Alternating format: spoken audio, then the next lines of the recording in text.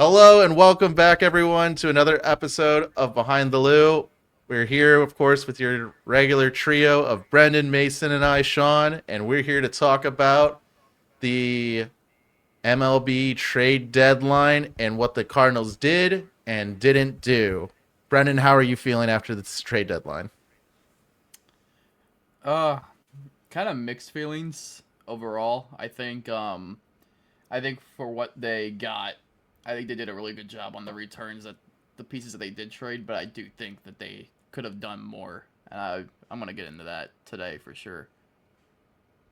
Well, let's get into it right away. How are you feeling about what we've sold off? So, the first trade was the Dustin May and JoJo Romero to the Milwaukee Brewers. That was probably the most obvious one that was going to happen. Not to Milwaukee, that was kind of a surprise to me, but knowing that they were going to be traded.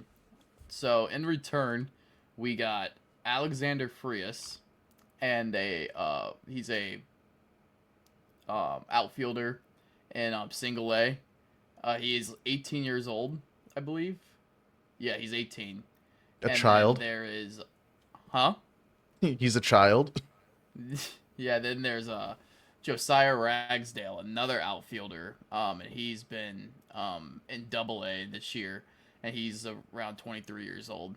Um, the thing about these guys, I think this was an absolute fleece by the Cardinals, because Milwaukee's farm system is so deep, and I was kind of surprised that they would give up this kind of talent with in the division, and also for two rental pieces with JoJo and Dustin May. So for Frias, who's the 18-year-old, he's already had exit velocities up to 117 miles per hour, which is at an elite level. Um, and then the launch profile that I've seen people talk about on Twitter still needs some work, but he has dominated the ACL with a split average of 441, average 518 on base percentage, and then a 678 slug, which is ridiculous. Like just to give perspective on where that is, I think Jordan Walker at his peak this year, I think he only got up to maybe like a 550 slug. So this guy can tear the cover off the ball, and he's still young. You never know what he's going to turn into, but the fact that he's that young and performing that way in single A, which a lot of players are not that young and that level, is something that's very encouraging to see. And like I said, just having that kind of return for just that player alone for a Dustin May and JoJo Romero signing trade that was rental, that you don't see that at all usually. So, what I want to add on top of that is they were talking these two prospects up as I forget the ranking. I think it was like 16th and 30th in Milwaukee's system or something like that. And then Let one of them was me like a top 50 within MLB itself. And if you want to get those actual rankings while I kind of pander on with it, Yeah.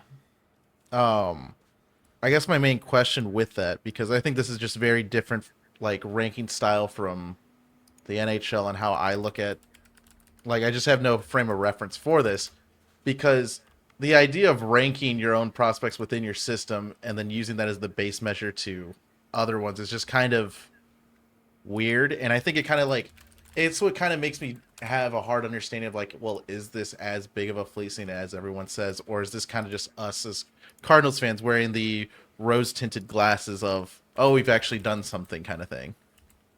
So the thing with like Frias especially, um, I think he's definitely the main star of the package. And before I get into like the rankings, I want to talk about the other player that we got, which was Ragsdale. Um, he's in Double A, so he's a little closer, but he's kind of like been like as he's came up a little bit more of like a Victor Scott type player. Um, he has a 316 average, 441 on base percentage, a 581 slug. He's hit 19 home runs, but also has 31 stolen bases in 86 games between high A and double A this year. But for ranking wise, I think Frias was their 11th prospect. um, in their system. But when you for like what I was saying earlier on how deep the Brewers system is, he's already our number fourth prospect in the organization, in between Tanner Franklin and Joshua Baez, which those two guys are perceived as main core pieces for the next like championship level team that the Cardinals have. Right. And Frias is also like they didn't up. It's kind of weird how they do prospects because they don't update regularly. They kind of update like once the season starts, and then like during the trade deadline they update it again, and then at the very end of the season through the off seasons when they update another time to see where they are. I think it's for what I've seen, like for different articles that I've read through, like with Dustin, Derek Gould, and some other prospect writers that I've seen just on a national scale. They're expecting him to be a fast riser through um, the top 100 prospects in Major League Baseball, and they're expecting him to be like in the top 50s in all of baseball. So I don't think Frias is technically overrated in that way, but I think again you got these guys for 4 months of Dustin May and JoJo Romero for the Brewers. So Right. if this works out even like if they just make the major leagues and they are solid contributors, you're looking at a great deal for the Cardinals because they're going to be not having to deal with the consequences of trade. Milwaukee will have to be dealing with the consequences of that trade. And I just don't understand this too from Milwaukee's point of view, personally. Because if you're wanting to do this, like the Brewers have the stigma of always being this mediocre like team in postseason and not really making it too far. I just don't understand how this trade is what gets them in their eyes to that next level. It doesn't, but I think they panicked because they were really deep in conversations for Tarek Skubal, which we're going to get into that whole fiasco later on. But um, since they were not able to land Tarek Skubal, they needed to get the next best pitcher or best deal to compensate for that. And I think Dustin May, if you look at the market, who was all traded, I mean, you had guys like Robbie Ray, Casey Mize, they both went to the Padres, and then Reed Detmers for the Angels never got traded. Um, Baxter Garrett with the Marlins got traded. There wasn't the other like big name was Luis Castillo with the Mariners. They ended up trading him to the White Sox. But I don't think there was a lot of big name pitchers really moved this offseason, this trade deadline. Um, and I think Dustin May kind of fits. He kind of fits what they need because Dustin May, when he's right and you get him in a playoff series, he can be your number two in any playoff series on many different teams. And I think with Milwaukee, you'll probably slot in third because I think they're definitely going to start with Mizorowski is definitely the number one, and then you got Kyle Harrison. I think Kyle Harrison and May are kind of the same level of where they could position themselves in like an actual like rotation setup for the postseason. But I think they completely panicked and they needed the next best deal, and I think Heim took advantage of it, knowing that this is going to be interdivision, and they know that. And the Cardinals necessarily, like, even though they sold, they're technically still not out of playoff contention. So they had to price that. They were able to price that in a way to where Milwaukee was going to be giving up more than, let's say, the Phillies wanted Dustin May or someone in the American League wanted Dustin May. I think that is a big point that I don't see a lot of people talking about is I think the cost for Milwaukee to acquire May and Romero was much higher than what other teams in the league were going to have to pay for them. Right. And then with that too, one of the final trades from yesterday was of course finally the Lars Nootbaar era of Cardinals baseball is done. How do you feel Was after this? was he in How do you both feel about it? I guess I should was he say. in St. Louis when they told him? Like did he travel with them? He was in New York. He was in batting practice, Yeah, like he was and getting ready to he play was the game, told. right? Yeah, he was in the lineup, and then they Because that pulled was him. right before the game, and Yeah, I watched that video of him like crying. That was pretty tough. yeah, he was. Um, he was talking about like before he even went on this road trip because the Cardinals are in Toronto, and now they were in Toronto. Now they're in New York, and Newt Bar did not pack extra bags because he was so confident he wasn't going to get traded. Yeah. And I figured It's like, if he was, fuck, I gotta he, spend money on luggage now. he probably thought that if he was gonna get traded, it would have been traded by now. Or was yeah, it deep that was a three? very last minute thing. It was very Well, late because the deadline was like 5 Central, and they didn't get that deal done till like 4:45 Yeah, because I that's when he figured was they like would have pulled. traded him over the weekend if he would have been traded. Yeah. So I was figuring he would be traded in the trade season. But yeah, they waited until Monday, so I can't blame them for being surprised because I was like, oh, damn. Like, because, Yeah, yeah, it was as late as you can be with doing the deal. yeah. During that time too, they were talk. There was like talks that because I didn't think it was gonna be the Diamondbacks. I thought it was gonna be the Padres because the Padres were like there was a lot of reports that they wanted a left-handed bat like really badly, and there Yeah, the was like Diamondbacks were a surprise. Newt Bar and Burleson were big names being brought up for the Padres. Did you guys see, Towards the end. did you guys see Arenado's reaction? no, For I did what? Like not. his reaction? He did that thing that players do where the Cardinals announced that Newt Bar was being traded to the Diamondbacks because that's where Arenado went. And he just, like, did, like, laughing emoji reacts. Like, that's what his reaction was. And no one could I didn't understand see what it was that. about. Like, was it making fun of like the Cardinals for getting rid of him, or was it funny that he's coming to join up and they're like back together? Or is there like an inside joke? Like everyone in the comments was like, "What does this even mean? Is he trying to?" Because I think that'd be weird if Arenado was kind of throwing some shade to the Cardinals. I mean, I Oh, think I he's. didn't take it. I see the post you're talking about now. It was a story, I guess Instagram story. He posted like the graphic of like Yeah, and then he just did Lars a Newport double traded. laughing emoji. Yeah. I guess because he probably sees how he overvaluates Newt Bar and is probably just like Cardinals don't know what they're doing, letting him go or letting him come here and whatnot. I don't think it's that at all. See, that's what I that's think why it's it's just kind of funny cryptic. Well, why is it funny though? I'm so confused. because Arenado was like a staple in St. Louis like for a long time, and then he gets traded to the Diamondbacks. But then that same deadline, that same year, his best friend, who was like they were like close friends in St. Louis, and now he goes to Arizona as well. So I just think it thought it was funny how they both ended up on the same team again. I don't think it's anything cryptic. I don't think Arenado operates that way. Well, no, But that's why I was like, I don't see it as Arenado. Like we treated him pretty well, I think.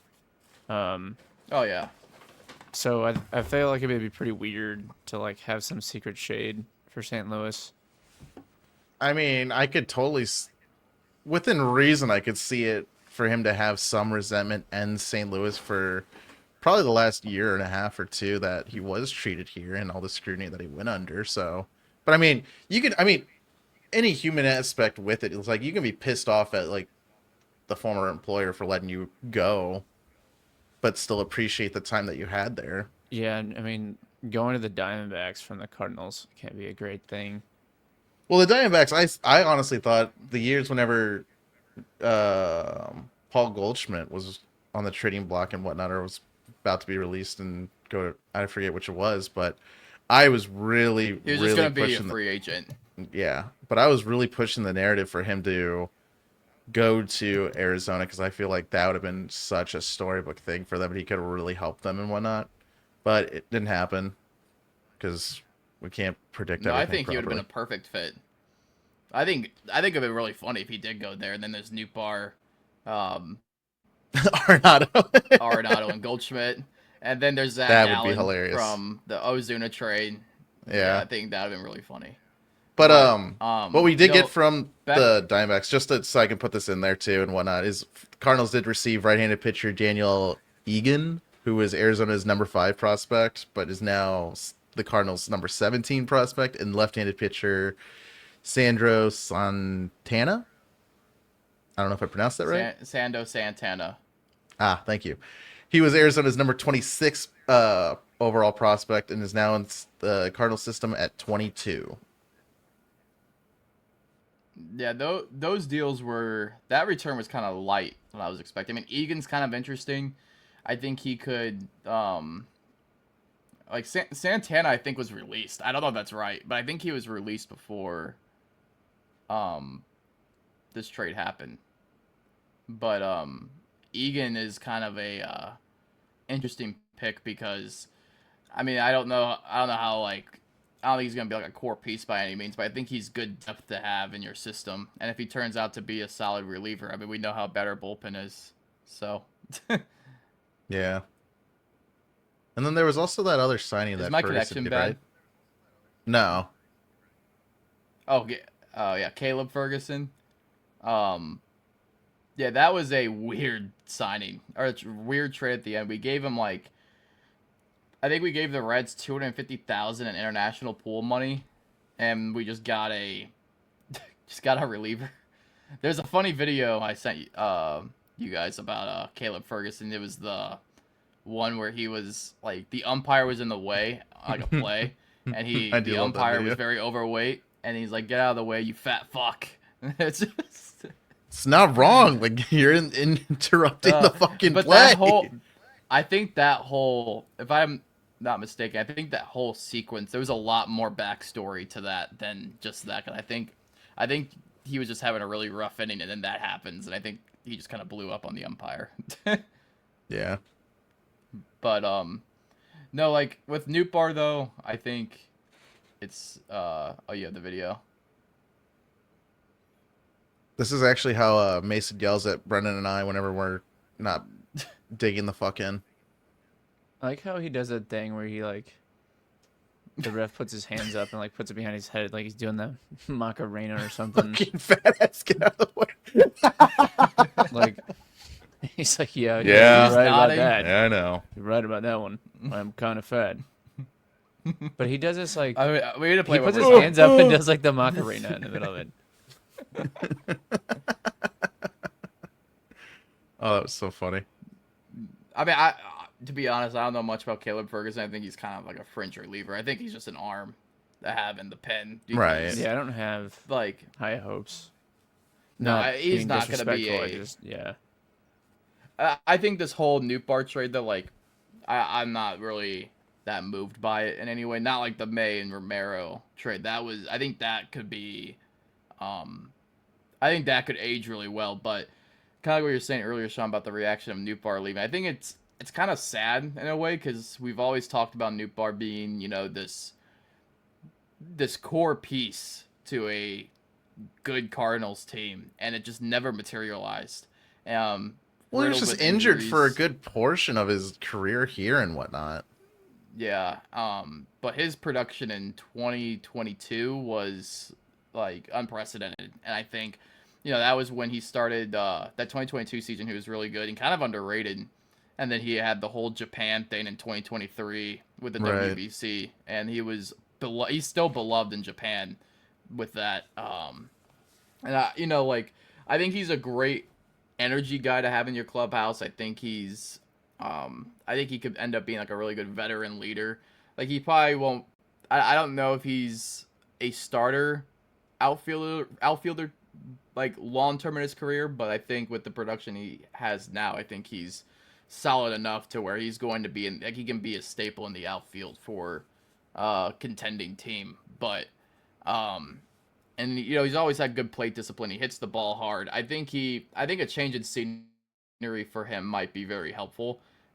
And going to a place like Arizona compared to Busch Stadium, where Busch Stadium's had a lot of problems lately with just hitters being able to hit home runs and being able to drive the ball there. For some reason, like that stadium, just Busch Stadium cannot handle hitters right now. It's actually horrible.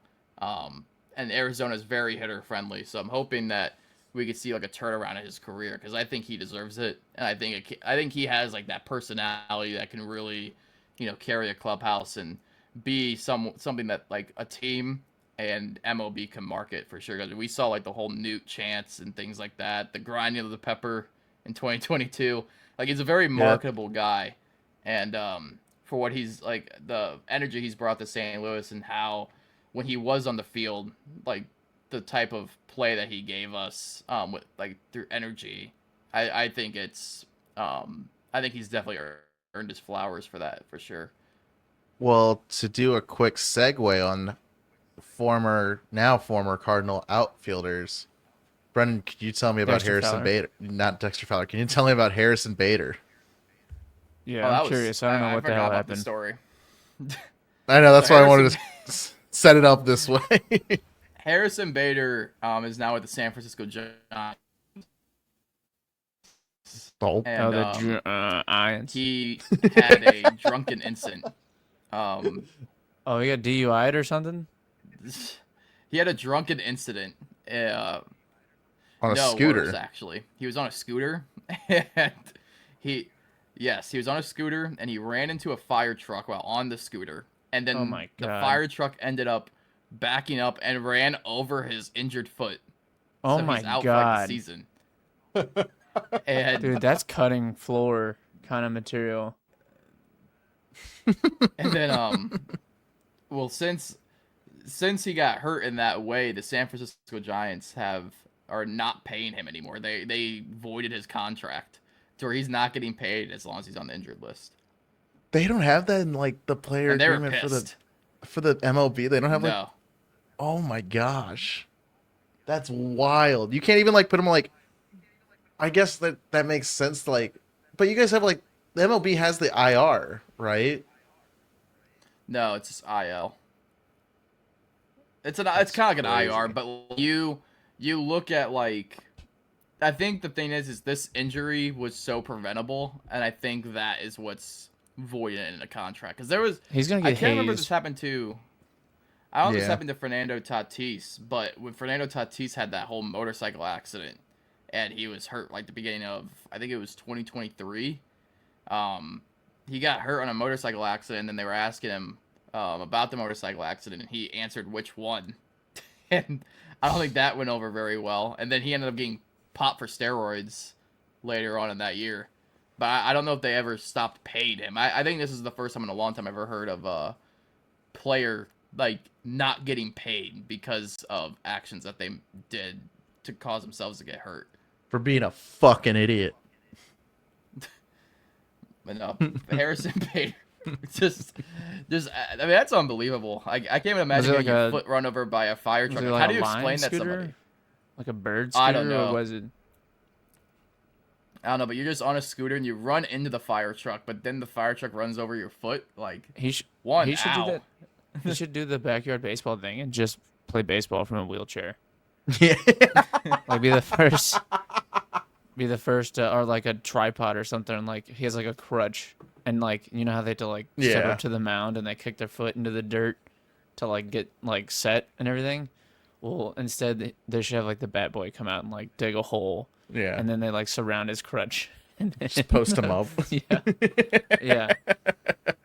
No, but that was And then- that. And then they That's get a a bunch of crazy bats fucking and they story. roll them to first Yeah. base. It's like a conveyor belt. Yeah. No, I Anyways, think you're he saying, just- I think if he's gonna do that, he should have like the whole arms and just keep rolling that way. Yeah. He can bunt. That- You can bunt without a foot. Mason in 2026. You can bunt without a foot. Frame it. No, is it anything else that you want to before talk you're- about with it? I want to hear Mason's thoughts on Newt Barr leaving and what his opinion overall with everything is. I think. So I don't know much about the prospects or other teams because I don't get that deep into baseball. So I can only really speak to like former Cardinals or current or Or just Yo, Dexter you're Fowler? obsessed with Corner. Dexter Fowler. Dexter Fowler. Yo, the day we get Dexter Fowler on the pod, Mason's gonna be through You're, the like, you're my roof. biggest supporter, man. I'm only relevant because of Behind the Loop. Newt Barr, I don't think like I feel like it might be taken disrespectfully, but it's not really. Is that I feel like he kind of hit his ceiling here, his Cardinals ceiling. Whether he can be better than he was here anywhere else, that's to be seen. But I don't think we're gonna get much more out of him. he was a good guy, and I loved having him on the team. Like that kind of personality on the team is always a great thing.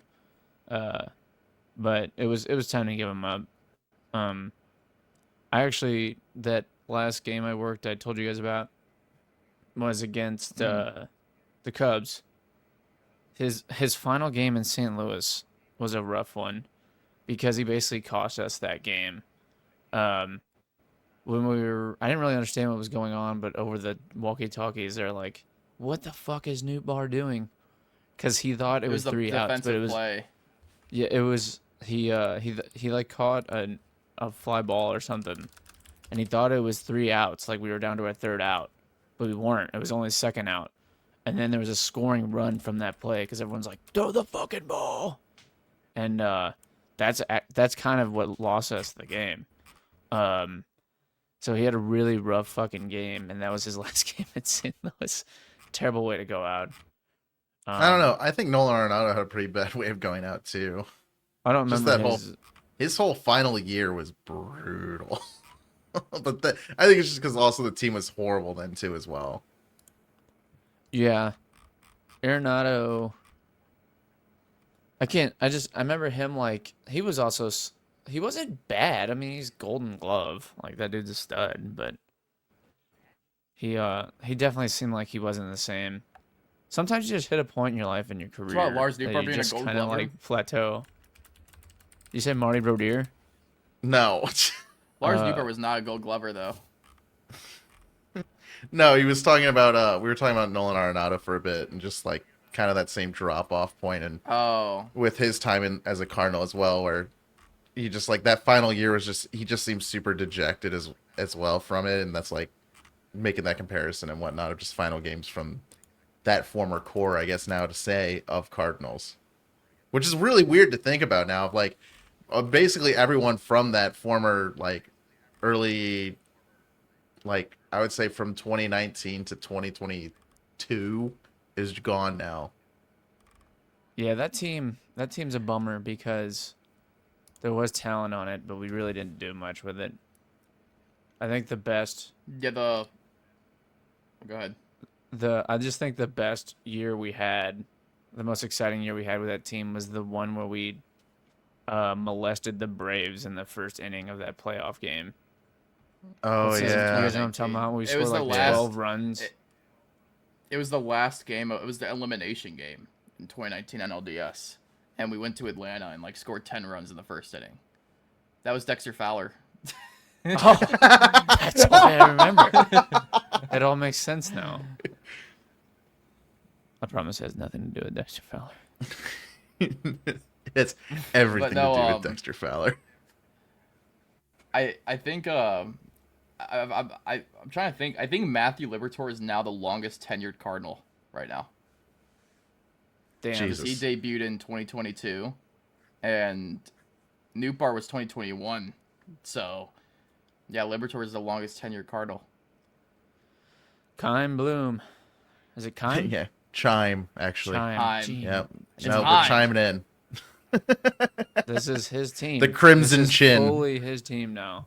Dude, if you look at Chaim Bloom, he looks just like the Crimson Chin. That dude's got a fucking massive, just sticks out. He looks like a preppy boy that you would see like be the villain to like Tobey Maguire in a. Yeah, he looks like Former how Brennan movie. looked. He looks like how Brennan looked in middle school, and I would shove him in lockers.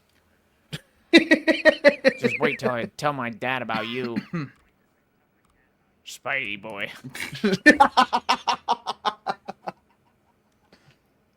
But how would you rate I was- Brennan? Final question on it I had though. a fuck I do joke, want to. but I'm not gonna do it. No, go ahead, please share with the Podcast class. needs more of that. No, it's fine. All right. No, it's okay. It That's can't be fine. worse than We're not transgender gonna do it. basketball. Yeah, that was still funny to me. And I kept it in the video. What's cool though is we could someday, if we ever get a good fan base, we get a Patreon and be like, hey, if you're cool, you can You get pay the us spicy content You that can we pay. cut out. $5 for non-censored, non-edited clips.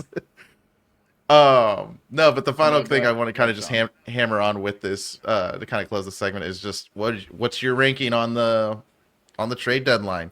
You don't trade Burleson, you don't trade Herrera. you lock in with these guys, and you're hoping to see what happens next year with it. But what are you thinking? What do you rate it? See a lot of people giving it an A. I don't think I'm No. that level. I think I mean again I love the Dustin May trade. I think it's a really good return for rentals, and I don't think it's I just think they could have done more. Like, you didn't trade away Ryan Stanek. You didn't trade away Riley O'Brien, Is it and is it is there I anyone think you could on have gotten this really good returns for those guys. is there anyone on this newly Wait, acquired what? is there anyone on this newly acquired players that like fills you with any excitement? Or is it just hope? Do you feel excitement or It's hope? I mean I think Frias is excitement for sure. I think the other guys are more hope wise. I mean Ragsdale is like really good, but I think Frias is the one guy that I'm like circling as someone who could be a star. I mean, yeah, it's kind of a mix of excitement and hope, but that's all you get with prospects is you don't know what they're going Yeah. to turn into. So But Frias I is think, the one we should keep our eyes on, you think? oh yeah, I think he's the 18-year-old in single A. He's going to be a while. I mean, I don't think we're gonna see him to like 2028, 2029. But So seeing who how peaks this first, him or Cardinals, Jordan Walker? uh, I mean, Jordan Walker already peaked, but I Yeah, that's mean, true. but I We'll think get into like that. I think I think the one thing with Frias though is like you with our development like team right now, like in the minor leagues, like you look at guys that we've acquired, like and just guys who have developed that we've had before and how much strides they made. I mean, look at like a guy like Joshua Baez, who was drafted, I believe, 2018, like a long like for baseball standards a long time ago, and now he's just finally hitting his stride these last couple years. You have Jesus Baez in Double A, who was a guy that we got for a rental of Ryan Helsley, who is doing very well in Double A right now. You have guys like Mason Molina, who that's more pitching wise, but another hitter is Raniel Rodriguez, who's shot up to be our number one prospect, and the guy that I've talked about being the next cornerstone catcher for the franchise. And then, not to mention, there's a bunch of names like in single A. Like I don't have any examples of them, but I've seen them be talked about. Like just a ton of like single A and like rookie ball players that are just like they're hitters and they're hitting really well, but they're just not household names yet because of how young they are. But I think Frias is a guy that's going to rise really quickly just because he's already made strides with Milwaukee, and now you get him in this organization with this development group, and I think he's gonna continue to rise, and I wouldn't be surprised if Ragsdale is another guy who ends up rising too because he just seems like a more powered version of Victor Scott, which is something that we've complained about Victor Scott of not having the Yeah. power. So we won't know, but again, I think you're taking shots at these guys, and you didn't really have to give up like a lot of like big pieces for. I mean, Newport was not going to be around for the core. Dustin May was going to be a free agent. Same with Jojo Romero. It's like you brought in talent that could potentially help you in your championship window that you're hoping for. So you can't really get mad. So I'd probably give it like probably a B plus, honestly, grade for it. Just because I think they could have done more, like trade like Right. Stanek or Riley That's O'Brien, or maybe even I wouldn't have been upset if they entertained something with Burleson or Herrera, because the return for that could have been insane. But I'm I fine think with keeping those guys. I love having them on the team. So I think with this being like Bloom's first trade experience as a Cardinal, it's kind of hard to judge this one because we don't really fully know his whole plan. But it feels like a B minus to me. I was gonna say C plus, but I was like that's too low. But I'll give him the benefit. I just don't. I just want to see what he's doing, and it's not I, that I don't trust him. I'm just really curious, so it's hard to do anything too positive. I will play the villain on that, and I'll go the C plus route with it. I understand that they are rentals and everything that we had, and that you do get value for these 1 year offs and whatnot for the team, but and it does help for the future. I just don't think that there was enough done. I feel like this is like part one of what could also be coming in the off season if he didn't find a right fit or trade partner for what he was wanting for Burleson or Herrera and whatnot, or even something else that we couldn't think of. It's very, and I know we make these comparisons a lot, but it's very Doug Armstrong coded in my mind of there's something else to have been done that could improve the team now and for later. And they only took care of for later, and they're still waiting to take care of the now. Yeah, they're definitely betting on the future. That's what it feels like. Yeah. Which is probably the move, to be honest. Yeah, I mean, it's definitely the That's what they smart should have play for done. any. That's what they talked about Yeah. doing. Well, when we talk, Brennan just went into it. Is that baseball to be like properly equipped or like fitted to compete, unless you do the Dodgers aspect, which maybe this is the segue, but it takes a lot of time and it takes developing people. It takes years. I feel like it's like the longest sport where like you need those people to develop. So why not One why last not thing I will apply say. that to like your current team that you just took hold of? Like, hey, this is gonna take time, and I think a lot of Cardinals fans trust Bloom. So Yeah, that's what I was this gonna kind of makes say. sense. That's what I was That's why gonna it's say hard to was judge this. Like I said, yeah with Heim Bloom. If he acquires names, I mean, you see what the Red Sox farm system like in 2 years, and like what he's doing with Tampa. Every time he makes a trade with somebody, I people's ears perk up because of how his track record is of acquiring talent. He is he like the free agent signings that he's done have been kind of lackluster, but the trades that he's done, those always stand out as like they there's something to keep an eye out for. And acquiring guys with this much upside that we did this year at this deadline, I think that alone is something that Cardinals fans should be happy about, and at least interested to see how it's all going to come together in the next like year or two. You know or what isn't maybe going to come we together? need to get Bloom to do peace talks with Iran. Yeah, that might actually work. It's not a bad idea. I'll It'd tell be a you good trade. what peace talks aren't going to happen soon is what the Dodgers are doing to the MLB and how there's definitely going to be a fucking lockout. It's not the Dodgers' problem. What other teams just pay, follow their method. You need to just pay. Oh, I didn't realize I was playing. I didn't realize the MLB was EA and I can pay to win. Yeah, and I'm operating under my parents' wallet when I was like 18. Like Yeah. get 3 games a year. This isn't freaking So Preppy Bloom, Spider-Man. My parents buy me a game every day. So I saw this video about the Dodgers and their TV deal, which is what's caused this issue. And I really don't blame, like I know you just made fun of people who are saying that, but the Dodgers are not necessarily, like the organization themselves are not the problem. It's the way MLB structured their TV deal back in like 2008 or something like that. Because when they did that TV deal back then, the Dodgers actually were bankrupt in the mid 2000s. They filed for bankruptcy, and MLB It wanted looks like to they're going to be save doing that it again franchise. soon. Yeah, probably. They wanted to save that franchise back then because it's a historic franchise. Like the names who have been on the like under the Dodgers name and under the Dodgers uniform is like I mean it's Yankees and Cardinals level of like historic levels of talent that's been on those teams. But the TV deal that they signed was the MLB agreed to tax their TV money as if they were like in that bankruptcy still.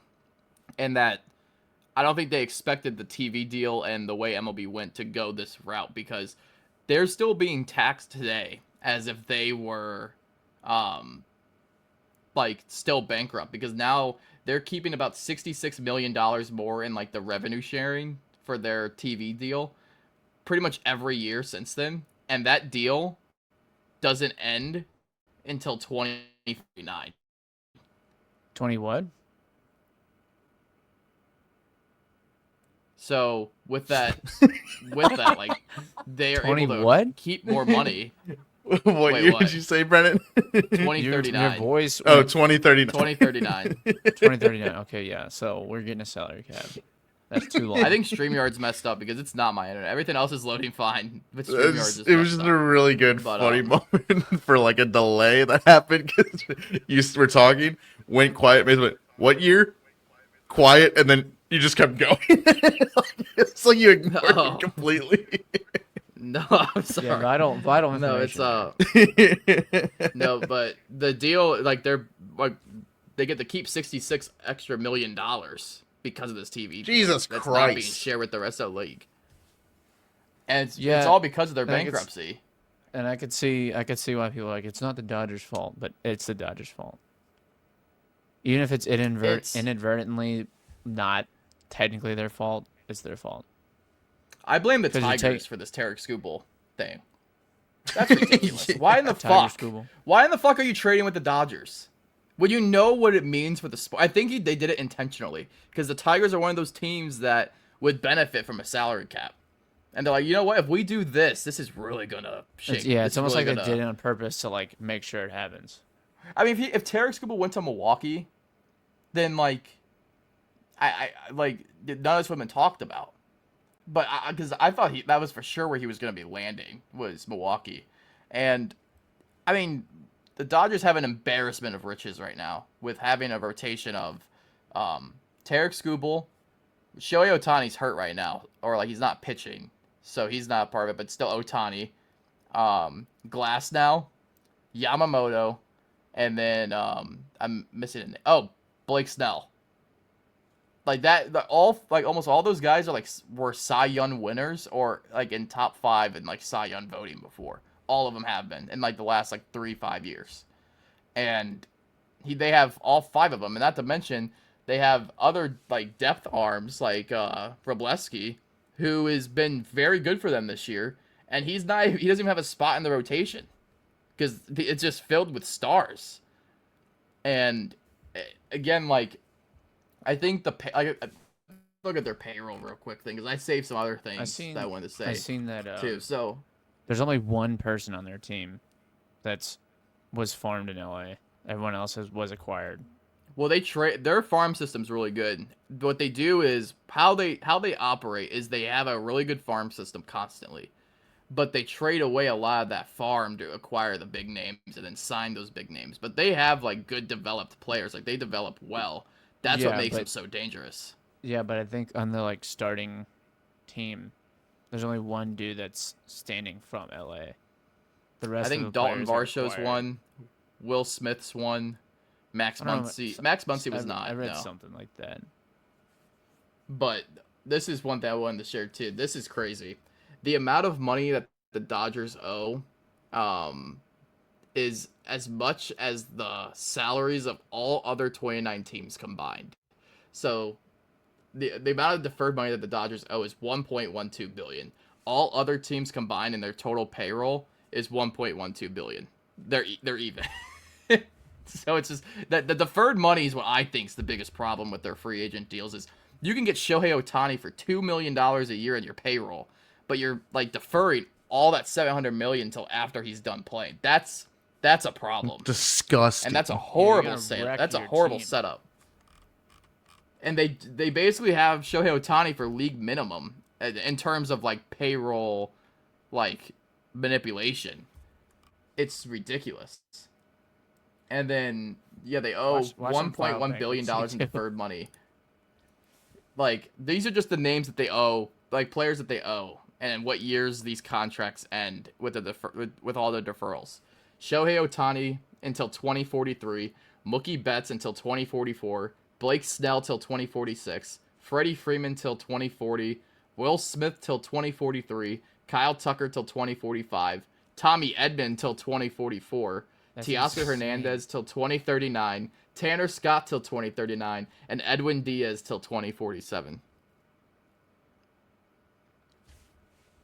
That's See, the most insane thing I've ever heard on. It's payroll these in sports. conversations that make me realize sometimes of how much I hate the MLB. Or just the Well, no, Dodgers in general. this sounds so ridiculous though. It's like conspiratorial. Like, how do Eh, you go this over the top and not expect anything to happen from it? I think their payroll too is like, this number might be wrong, but I think their total payroll is like reaching like 400 million, and the tax that they have to pay, like the luxury tax of having that high of a payroll, is more than like the bottom 4 teams' payrolls, like combined.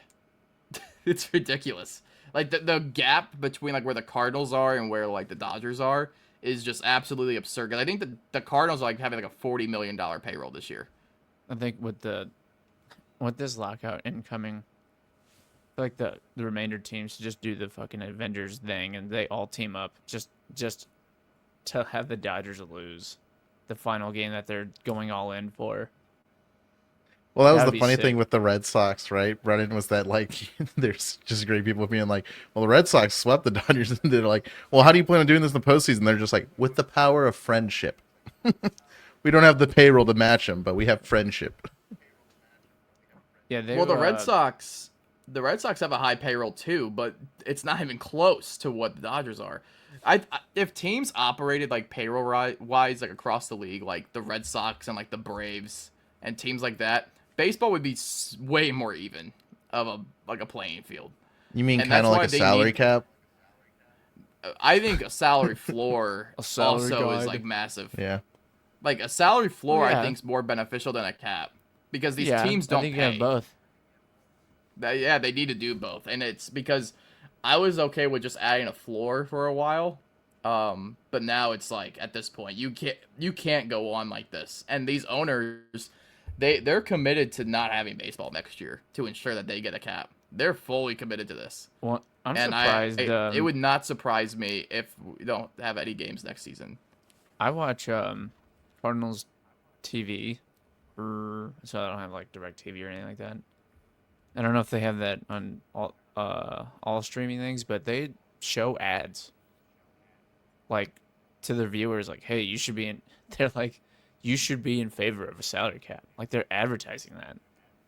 I don't know Really? who's paying Really? for it, but yeah, I don't know who's paying for it, but there's ads that are like, Probably the owners. "We deserve a Yeah, the owners are salary cap." finally putting money in. It'd be like there's like $500,000 of like advertising. Go guys.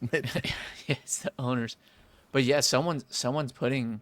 If you watch Cardinals TV like provided through MLB.com, there's ads that are like, hey, there needs to be a salary cap, and there's been commercials like for it all season. I've never seen a league during their product advertise something that's like kind of political within the sport.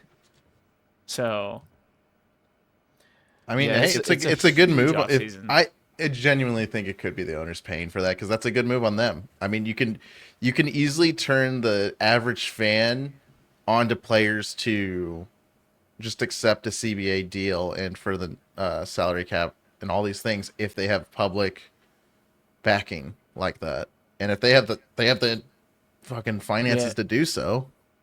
If everyone but like a few teams and players that get paid big bucks are saying like, "Hey, we need a fucking salary cap," that's gonna be really hard for like Yeah. them to fight against. Like, dude, literally, it's 1 versus 100.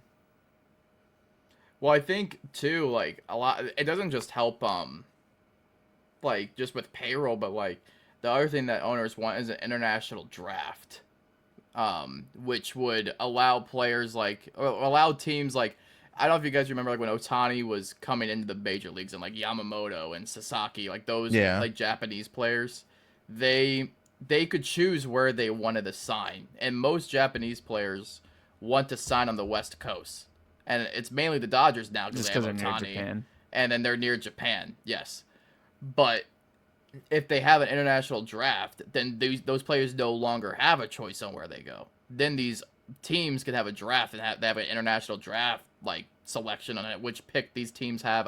It'd probably still be a lottery, I would assume, because they do like the main lottery, but it would allow those like teams to be able to have a shot at players like that when they normally would not have been able to.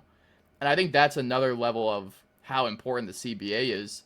And I think the Dodgers have completely ruined any sort of backing that the public would have for players. And these players who sign with the Dodgers have ruined that. Like Kyle Tucker making $600 million. That's ridiculous. That's just not, that's so, that's, that just doesn't make sense to me. Like, not many average baseball fans, like you guys who are more average, you guys probably don't even know who Kyle Tucker is.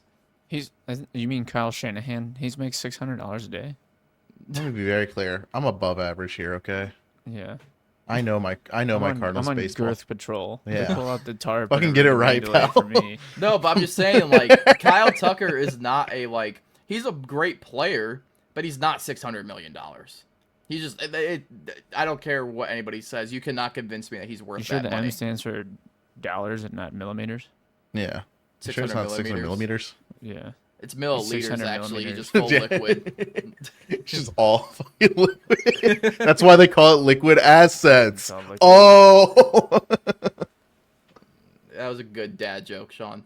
Thanks, man. But no, like, I think with the Dodgers and those players have completely ruined any sort of backing that the public could have and any sympathy that the public has for these players. Oh yeah, without They've question. completely ruined it. And it's like, I don't know how the player association can get angry at fans wanting a salary cap now. You just, when they watch all these star players and they just know, oh yeah, my team won't have them, but the Dodgers will. The Dodgers will always end up with them, and then it happens. Like, I don't blame these fans. Like I can't even imagine like being like we just talked about them, like a Diamondbacks fan. Like, they're not necessarily like Cardinals have been pretty privileged on what we've had like through our like history with like championships and things like that. But Diamondbacks are a newer franchise. Like, they were established in the 90s or 2000s, something like that. But like, they don't have like the history. They don't have like as much like fan core support as like a team like the Cardinals or the Cubs or even like a team like the Pirates, even, that have that historic background. You know, like they don't have that. So it's like when they don't have like even like they don't have like that culture behind them or just that legacy, that many players are going to go to them. And it's just unfair because teams like the Dodgers will just overpay the fuck out of these players and just to make sure they have them on their team. And they can, because they have this insanity TV deal because the MLB bailed them out. You know what's even crazier to think about? With $600 million, do you think that's enough money to buy the UFL? Absolutely. Do you think it's enough money to keep the Birmingham Oh, Stallions where within you're going the with this. UFL? Shohei Ohtani decides to keep the Birmingham Stallions in Alabama. He stepped in. He actually bought the stadium that they can't play in next year.